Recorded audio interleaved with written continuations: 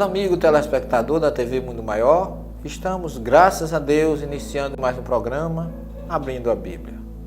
Agradecendo do fundo do coração a você que tem nos prestigiado, a você que tem enviado tantos e-mails de incentivo, de entusiasmo, que de forma nenhuma nos orgulha, mas aponta para o caminho que nós tomamos e que com muita seriedade, com muito estudo, com muita busca à verdade, nos textos hebraicos, nós procuramos trazer para você, para desmistificar os caminhos que nos levam a Deus.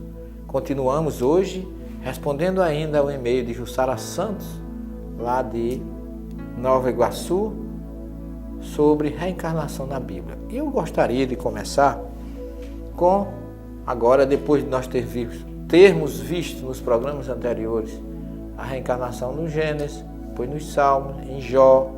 Hoje nós vamos falar de um grande profeta que profetizou no tempo do cativeiro da Babilônia, no reinado de Nabucodonosor, ali pelo volta do ano 534 antes de Cristo, um profeta fantástico chamado Ezequiel. Ezequiel foi um dos grandes iluminados, dos grandes assistidos da mensagem de Deus, e havia um provérbio em Israel que dizia que o pai pecava e o filho pagava pelo pecado do pai. Isso está lá, um entendimento, inclusive por questão de mal tradução. E no tempo de Jesus, ainda se pensava assim, que o pai errava e o filho pagava. Daí porque lá em João 9, no episódio do cego de nascença, pergunta aos discípulos e as pessoas que estão ali: Senhor, quem foi que errou, ele ou seus pais, para que nascesse cego? Ora, se foi o pai dele, ele estava pagando pelo pai. Era um conceito que vigorava, ou que naquela época ainda era aceito. E segundo, se não foi o pai, foi ele não podia ter pecado naquela encarnação. Ele nasceu cego porque errou na outra. A pergunta leva a nossa compreensão para esta interpretação. Mas vamos a Ezequiel 18. Ele diz assim: Vai Raí, Davar Yavé Elai Lemor. Ou seja, e aconteceu que a palavra de Deus veio sobre mim dizendo. O que é que diz a palavra de Deus? O seguinte: quem vem a ser este provérbio que vós usais na terra de Israel? Teria, segundo Ezequiel, Deus feito essa interrogação para ele. O que é que diz o provérbio? Os pais comeram frutas verdes. Muita gente traduz como uvas verdes, mas não tem. O termo original não fala de uvas verdes. Mas ele diz assim: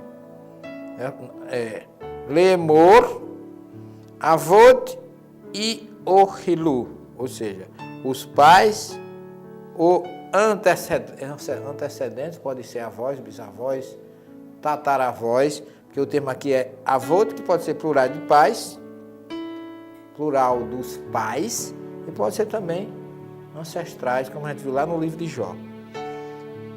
Avot e Ohilu comeram Boser. Boser não é uva, uva em hebraico é anavim, mas aqui significa uma fruta verde. Shinei é dentes. Em hebraico eu me digo que eu sou Rofê Shinaim, porque eu sou dentista. Rofê em hebraico é médico, é gente que cura da área de saúde. Então Rofê Shinaim Shinai é dente, Rofê Shinai é dentista. Então, comem fruta, Avot e Ohilu comeram, passado, frutas verdes, Veshinai e os filhos, Rabanim, e os dentes dos filhos, Tikreina, desbotaram. Ou seja, que provérbio é esse que vocês têm mania de dizer que os pais comeram frutas verdes e os dentes dos filhos desbotaram? Por minha vida, oráculo do Senhor, não repetireis jamais, veja bem, este provérbio em Israel. todas as vidas me pertencem, tanto a vida do Pai como a vida do Filho. Pois bem, aquele que errar, este pagará. Veja que coisa interessante.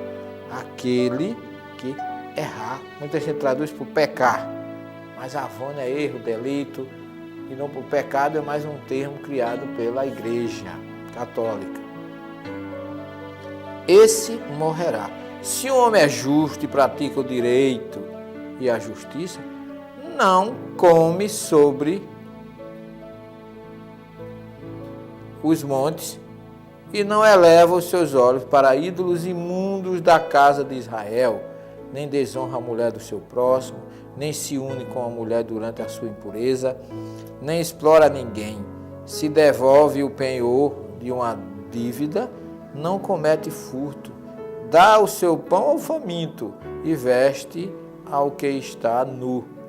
Não empresta com usura, não aceita juros, abstém-se do mal, julga com verdade entre homens e homens. Se age de acordo com os meus estatutos e observa as minhas normas, praticando fielmente a verdade, este homem será justo e viverá. Então ele não pode pagar pelo que ele não fez. Isso aqui é mais ou menos o que Jesus diz lá em Mateus 25, 31 a 46. Dá de comer a quem tem fome, beber a quem tem sede. Jesus coloca mais ou menos o que Ezequiel coloca aqui, lá no Evangelho de Mateus, como um requisito para o reencontro com Deus. Dá de comer a quem tem fome, beber a quem tem sede, vestir os nus, visitar os presos e encarcerados, e etc, etc. Então Ezequiel mostra aqui, gente, o que nós podemos chamar de responsabilidade individual. Nós não temos tempo para terminar isso nesse primeiro bloco, mas eu vou voltar, porque esse capítulo de Ezequiel 18 ele não é muito falado. Ninguém fala nisso, sobretudo aqueles que pregam uma salvação gratuita. Aqueles que acham que nós não temos responsabilidade sobre o que fazemos. De forma nenhuma. Deus não pode permitir que eu prejudique alguém e eu fique impune. Porque não é ele que me perdoa, é o ofendido que tem que perdoar o meu delito. Daí porque Jesus lembra muito bem no Evangelho de Mateus que a gente tem que se reconciliar com os nossos irmãos enquanto estamos no caminho com ele. Isso é mais ou menos uma preocupação de Jesus para que, se você não realizar isso, lembre-se que ele disse que não é o que disse o Senhor que entrará no reino dos céus. Mas nós vamos para um pequeno intervalo e fique conosco, que vamos continuar mostrando porque Ezequiel diz que cada um paga pelo seu próprio erro. Até já.